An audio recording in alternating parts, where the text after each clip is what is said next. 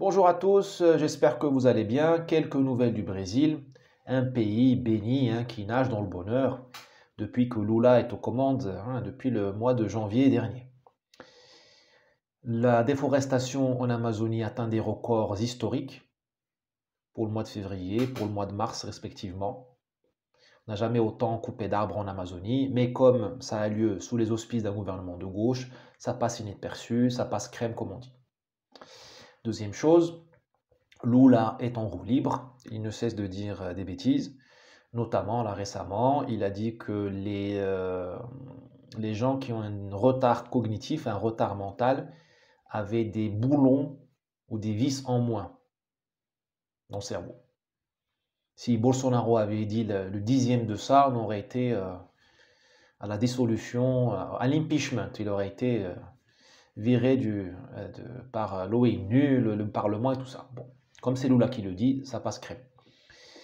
Vous avez un sénateur en plein mandat qui était aussi ministre de la Justice il y a quelques années, qui est l'objet d'une conspiration de la mafia, qui a failli le kidnapper pour le torturer et l'assassiner. C'est la police fédérale qui le dit, c'est ultra officiel, le parquet a rassemblé les preuves, les gens ont été mis en tôle, on a trouvé la ferme où il aurait dû être kidnappé, torturé et assassiné. Et que dit Lula? Lula, il dit c'est une invention de ce sénateur, ce n'est qu'une invention, ce n'est qu'un fantasme. Voilà. Si Bolsonaro avait dit le centième de ça, mais ça aurait été la révolution. Voilà où on en est. Notre ami Lula a été en Chine récemment. Il a déclaré que toute la faute de ce qui se passe en Ukraine était la faute des Ukrainiens et des Européens. Là aussi, si Bolsonaro avait dit le centième de ça, ça aurait été génocidaire, fasciste, tout ça. Ça passe crème. Bon, les Américains ont quand même tiré un peu les oreilles de Lula, mais ça ne les a pas empêchés de remettre un gros chèque de 500 millions de dollars, juste immédiatement le jour d'après, à un fonds brésilien qui sert à replanter l'Amazonie. Voilà. Ce fonds qui a été déserté par les donateurs internationaux durant la présidence Bolsonaro.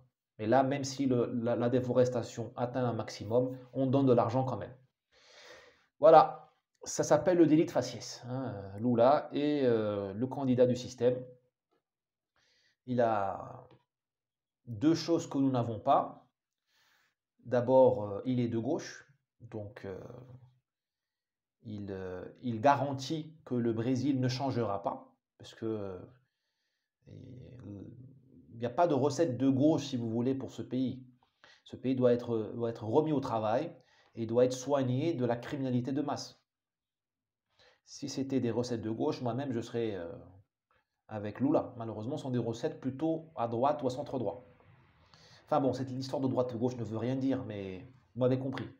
Donc ceux qui soutiennent Lula à l'étranger savent que, enfin, je parle des dirigeants, ils savent très bien que Lula va garantir au monde entier que le B de BRICS sera une farce, un clown, un pays impuissant, replié sur lui-même, sur ses problèmes. Enfin bon, un pays insignifiant. Voilà. Deuxième avantage de Lula, c'est qu'il est très malin. Il est très malin et un exemple de son talent, c'est qu'il a acheté la presse. Les journalistes tirent le frein à main, un moment, quand il dit des bêtises, il ne le critique pas avec autant de virulence qu'ils l'ont fait avec Bolsonaro, parce que, contrairement à Bolsonaro, Lula arrose les journaux brésiliens de campagnes de pub payées par le gouvernement.